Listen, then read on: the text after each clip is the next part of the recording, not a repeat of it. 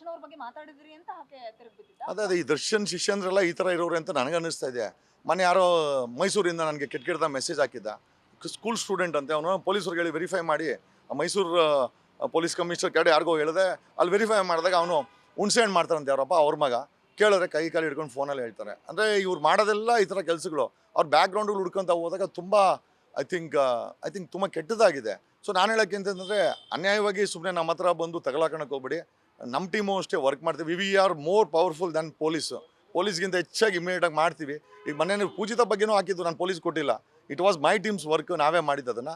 So ಹಂಗಾಗಿ ಸುಮ್ಮನೆ ದರ್ಶನ್ ವಿಚಾರವಾಗಿ ಅನ್ವಾಂಟೆಡ್ ಇವರು ದರ್ಶನ್ ಪಾಪ ಅವ್ನ ಪಾಡಿಗೆಲ್ಲ ಅವ್ನು ಟ್ರೀಟ್ಮೆಂಟ್ ತಗೊಂಡಿದ್ದಾನೆ. ನಾನು ಅವ್ನ ಬಗ್ಗೆ ನೀನು ಕೆಟ್ಟದೇನಿಲ್ಲ.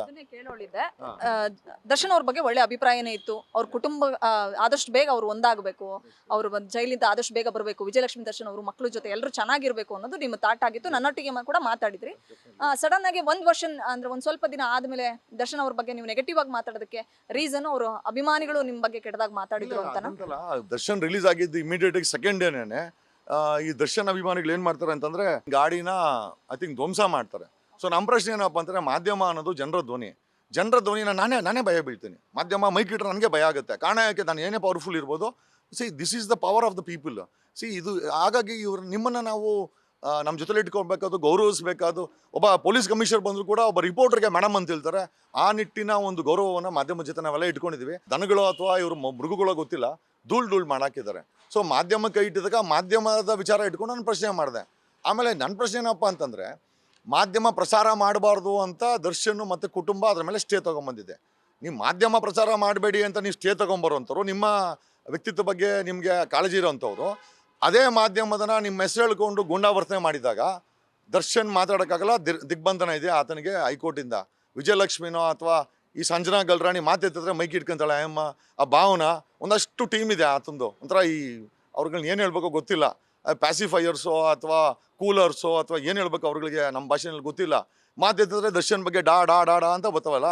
ಈ ಗಲಾಟೆ ಮಾಡೋದನ್ನ ಯಾಕೆ ನೋಡ್ಕೊಂಡಿದ್ರು? ಒಂದು ಎರಡನೇದಾಗಿ ಗಲಾಟೆ ಮಾಡಿದೆ, ಮೀಡಿಯಾ ಮೇಲೆ ಅಟ್ಯಾಕ್ ಆಗಿದೆ ಅಂತ ಗೊತ್ತಾದ ಮೇಲೆ ಗುಂಡಾವರ್ತನೆನ ಕನಿಷ್ಠ ಯಾರಿಗಾರು ಹೇಳಿ ಅದನ್ನು ಖಂಡಿಸ್ಬೇಕಾಗಿತ್ತು. ದರ್ಶನ್ ಮತ್ತು ದರ್ಶನ್ ಕುಟುಂಬ, ವಿಜಯಲಕ್ಷ್ಮಿನೂ ಮಾಡಬೇಕಾಗಿತ್ತು, ಜೊತೆಲಿರೋ ಮಾಡಬೇಕಾಗಿತ್ತು. ಯಾರೂ ಮಾಡ್ತಾ ಇಲ್ಲ ಅಂದಮೇಲೆ ಅಂದರೆ ಸಮರ್ಥನೆ ಆಯ್ತಿದ್ದು. ಅಂದರೆ ನಾವು ಗಲಾಟೆ ಮಾಡ್ತೀವಿ ಅಂತಂದರೆ ನೀವೇನು ದಂಡುಪಾಳ್ಯಕ್ಕೆ ಹೊರಡೆ ಹಾಕಿದ್ರು. ಈಗ ನೀವು ಹೊರಡೆ ಇರಬೇಕು ಅಂದರೆ ಇದು ಮಾಡಿ ಅಂತ ನೋಡಿ. ಮೊನ್ನೆವರೆಗೂ ಈ ವಿಚಾರ ನನ್ನ ಬಾಯಲ್ಲಿ ಬರೋವರೆಗೂ ಕೂಡ ಸುಪ್ರೀಂ ಕೋರ್ಟ್ಗೆ ಅಪೀಲ್ ಹೋಗಿರಲಿಲ್ಲ. ಈ ಮ್ಯಾಟ್ರ್ ಹಬ್ಬಾಗಿದ್ದ ತಕ್ಷಣ ಈಗ ಬೇಲ್ ಕ್ಯಾನ್ಸಲ್ ಮಾಡೋಕ್ಕೆ ಸ್ಟೇಟ್ ಗೌರ್ಮೆಂಟು ಸುಪ್ರೀಂ ಕೋರ್ಟ್ಗೆ ಮೂವ್ ಮಾಡಿದೆ. ನಾವೇನು ಅಂತಂದರೆ, ಸರ್ಕಾರ, ವ್ಯವಸ್ಥೆ, ಪೊಲೀಸು, ಜುಡಿಷಿಯರಿ ಇದನ್ನೆಲ್ಲ ವಾಚ್ ಮಾಡುತ್ತೆ. ನಿಮಗೆ ಟ್ರೀಟ್ಮೆಂಟ್ಗೆ ಅಂತ ಹೊರಗಡೆ ಕಳಿಸಿದ್ರೆ, ನೀವು ದಾಂಧಲೆ ಮಾಡಿದ್ರೆ ಡೆಫಿನೆಟಾಗಿ ಸಿಸ್ಟಮ್ ನಿಮ್ಮೆಲ್ಲ ರಿಯಾಕ್ಟ್ ಮಾಡುತ್ತೆ. ನಮಗೇನೂ ಆಗಲ್ಲ, ನಿನಗೆ ಆಗೋದು. ಈಗ ದರ್ಶನ್ ಮಾಡ್ತಾರೋ ಅಂತ ದರ್ಶನ್ ಶಿಷ್ಯಂದ್ರು ಪಟಾಲಂ, ಕೆಲವರು, ಎಲ್ಲರೂ ಅಲ್ಲ, ಒಳ್ಳೆಯವರು ಇದ್ದಾರೆ ಅದರಲ್ಲಿ. ಕೆಲವೊಂದು ಪಟಾಲಂ ಇದೆ, ಒಂಥರ ರೌಡಿ ಗ್ಯಾಂಗ್ಗಳು. ಅದರಲ್ಲಿ ಒಂದು ಡ್ರಗ್ ಗ್ಯಾಂಗು ಇದೆ.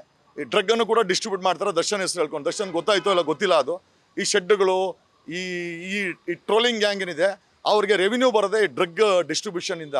ಇದನ್ನು ಕೂಡ ಸರ್ಕಾರ ಪತ್ತೆ ಹಚ್ಚಬೇಕಾಗಿದೆ. ಅದಕ್ಕೆ ನಾರ್ಕೋಟಿಕ್ಸ್ಗೆ ಬರೆದಿದ್ದೀನಿ, ಡೈರೆಕ್ಟರೇಟ್ ಆಫ್ ಡಿಪಾರ್ಟ್ಮೆಂಟ್ ಆಫ್ ನಾರ್ಕೋಟಿಕ್ಸ್ಗೆ ಬರೆದಿದ್ದೀನಿ.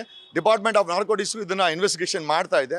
ಜೊತೆಯಲ್ಲಿ we also return to income tax, also ಇಡಿಗೆ ಬರ್ತಿದ್ದೀವಿ. We have return to CBI about all this mafia. ಇವನೊಂದು ಸಿಂಡಿಕೇಟು, ಅದನ್ನು ದರ್ಶನ್ ನಡೆಸ್ತಾವನ ಅಥವಾ ದರ್ಶನ್ ಕೆಳಗಡೆ ಇರುವಂಥ ಸೆಕೆಂಡ್ ಲೆವೆಲ್ ನಡೆಸ್ತಾ ಇದ್ದೋ ಗೊತ್ತಿಲ್ಲ.